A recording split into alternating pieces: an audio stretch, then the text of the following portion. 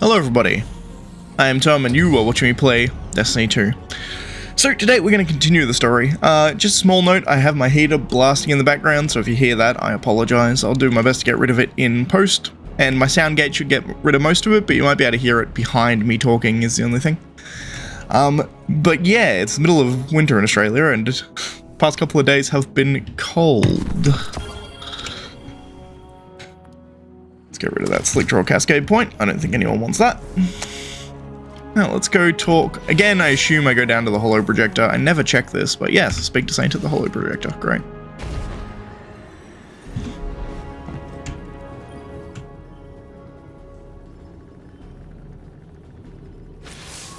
Ah, I see you. You see me too? Ah, good, good. Then it is all working. You, me, this projector. Even if we sometimes falter. There is a war building in Sloane's eyes. One that Xivu Arath will exploit, as she did with Osiris. Savathun wore his face, but it was Xivu Arath who took his light. Her whips drove him into a frenzy, lured him into danger, forced Sagira's sacrifice, and left him to die. Now she twists my thoughts into thorns, draws out the faces of the suffering Elixni into my dreams. She whispers that I took pleasure in their pain. I see their eyes as they died by my hands, and they see me. She does not lie. She challenges what you hold as a strength. Osiris' ambition, my protection. Sloane's duty. I have felt how the right word, the right face, can incite one to violence. But I have changed. What she has taken, it will not break me. Sloane is no warrior of glass, but the war within her. Even stone crumbles under enough strife. Stay with her, Guardian, as I should have with Osiris. We must offer her what support we are able, even if she does not want it. Good speech, Saint. I tend to agree, theoretically. Saint is pleased with the mission's progress, but remains concerned over Slow's well-being. He recounts how Xivu Arath goaded Osiris into a battle he couldn't win, and how Sagira was slain as a result. Even Saint himself is not immune to the war god's barbs. "I felt how the right word, the right face could incite one to violence," he says with a heavy heart. He urges you to stay beside Sloane and offer her the support she needs. Into the depths. The screen illuminates, revealing an encoded message that unscrambled itself as the projector recognizes your credentials. It reads, "This on? Start recording? Oh, it is. Okay. Hey, hero. Oh. Drifter? Hey, hero. You dredged up some mighty fine scrap for me. It is pyramid tech that all those rot bags could get their hands on. And I hammered that black gold into shape. Now my rig's running smoother than liquid methane. Sloane and the Long Girl, their special link is pretty strong thanks to you and me. But it's missing something to bridge the gap between the big old worm and our little old lady. Thunder Guns, respectfully. Seeing as how they're always in the mood to do favors, how about one more? I need something under the table. We need a little something out of the both worlds, you dig? One of those traitor ghosts, the bad ones, the half ones. Scrap them and bring me the fragments. Savage Throne World is chock full of them, but I got one in mind. Details will hear soon.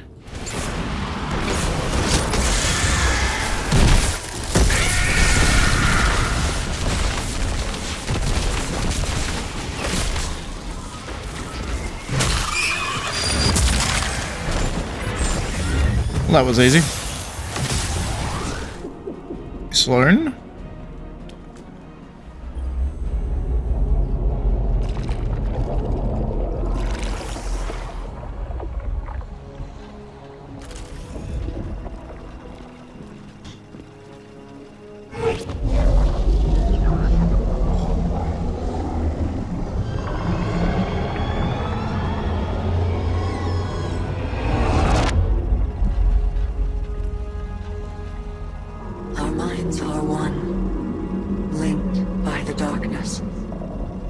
but only for a moment.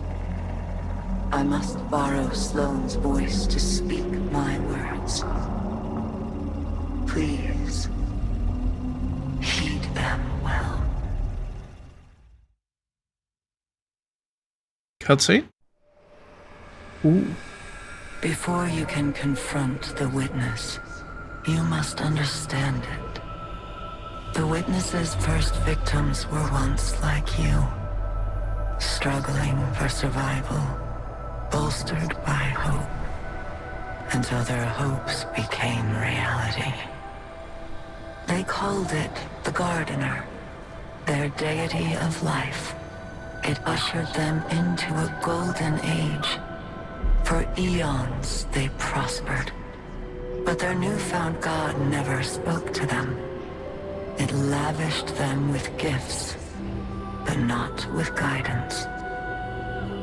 And though they lived in paradise, they came to crave a greater purpose. They desired meaning, structure, a winnower, to shape the garden. Their scholars discovered that the Gardener shared a connection with another entity among the stars. They called it the Veil, and when they found it, they arrived to claim it. They already knew much about the light, how it could bend the laws of the universe and create life. But they came to realize that it could bring ruin just as easily. The cosmic events it set in motion could wipe out entire civilizations in a heartbeat, without reason. And so they saw the light, not as a source of prosperity, but of unfettered chaos. By studying the Veil, they came to know the darkness. A power that was shaped by thought and consciousness. And in the darkness, they found the means to carve away the chaos of existence, to calcify it into a final shape. Eternal and perfected. They brought the Veil back to the Gardener in an attempt to strengthen their connection. There, they could reshape reality itself. The Gardener would not allow it, and so it fled their world. But they would not be deterred. Having witnessed the truth in the darkness, they used its binding power to merge themselves into the salvation they craved. Thus began the Witness's pursuit, its campaign to impose meaning on a meaningless universe. Whoa. One that is nearly at its end. Interesting.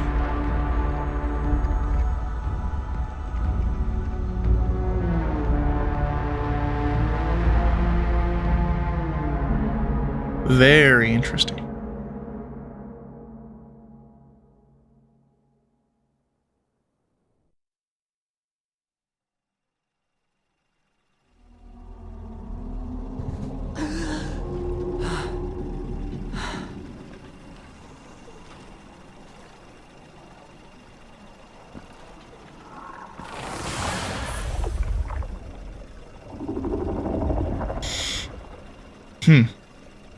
So the Witness is essentially a homogenization of an entire species, is what I gathered from that.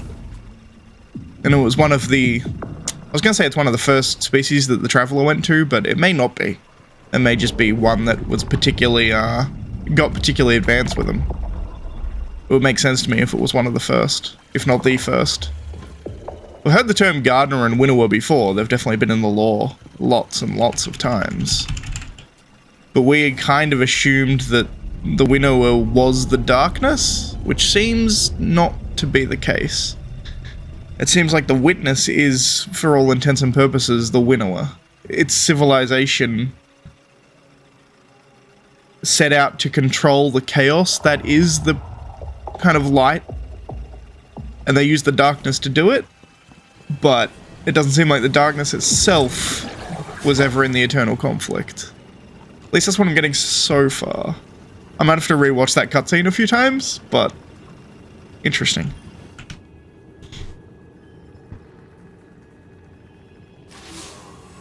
Well, now we've heard what Asa had to tell us. We know our enemy better than ever. To think that it all started with the need for purpose. How that need became an obsession. What bothers me most is how much I understand it.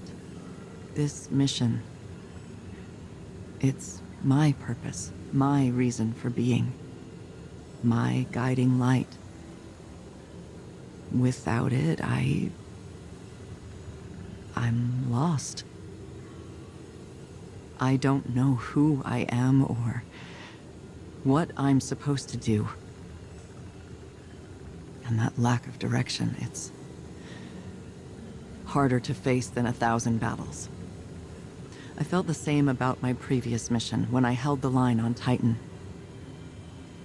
And if I'm being honest, it feels like I failed. I survived, but for what reason? What was it all meant to achieve?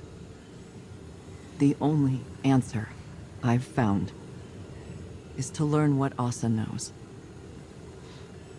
If I can do that, it will all have been worth it. Our link ended before Asa could explain how to get through the portal. The bond took its toll. But we'll both be ready again soon. Interesting. When that time has come and gone, then I can feel like I accomplished the mission. Interesting. It's also worth noting that I'm pretty sure that cutscene got data mined and leaked ages ago. I vaguely heard about, like, the origins of the Witness being leaked, but I managed to somehow avoid it completely. So I wasn't spoiled on it, thankfully, but yeah, it's definitely interesting. Sloane seems to carry the full weight of Asa's revelation on her shoulders, lacking the Witness's obsession with finding purpose to her own internal struggles. She reflects on her own search for purpose and how it's led her to cling to the mission at hand. Without it, she painfully admits to you, I'm lost. Sloane questions why she has endured all that she has, and the only answer she can come up with is that to see her current mission through. If I can do that, it will have been worth it. Her connection with Asa ended before she could tell us how to get through the portal. Once you have both recovered, it will be time to one last dive.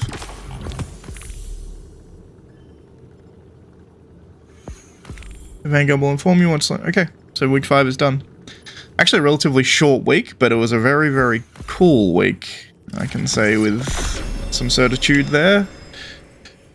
It was a very cool introduction to, well, a very cool explanation of the Witness. It doesn't really describe what the Veil is properly, to be honest, but, you know. You never did tell me why you trust the Nine so much. Oh, I don't. Not even a little. I trust Orin. Orin. Long story. The short of it is, I may have had a feeling or two for somebody a long time ago. Somebody that lost themselves along the way. But there's a little piece of her still out there. A sliver. Who still has a feeling or two for the somebody I could be. So I trust her. Because she ain't never steered me wrong. No matter how rotten I was. Because at the end of the day, maybe we gotta put our faith in something other than ourselves. Even if we're too stubborn to admit it. I didn't expect you to put a lot of stock in faith. And I didn't expect you to lose yours and keep moving. Guess we're all full of surprises, ain't we? I'm giving you the benefit of the doubt that you're being genuine. Oh, I'm always genuine. People just ain't always paying attention. For real, though, Moondust might have given me a push. Thought it'd help. Sounds like familiar advice. Is it though? Helping. No joke? I think so. Then we have that in common too. I love all these parts with the Drifter in this season. It's great. It's like actually, like, he's starting to hang out with people other than just me, which, you know, it's probably good for him in the long run. But I think that's everything for this season. Well, there'll be more stuff next week, obviously, but that's all for this this week of activities. Looks like there's one more. There's only one more step in this, and then we have the full lore, right? That's intriguing to me.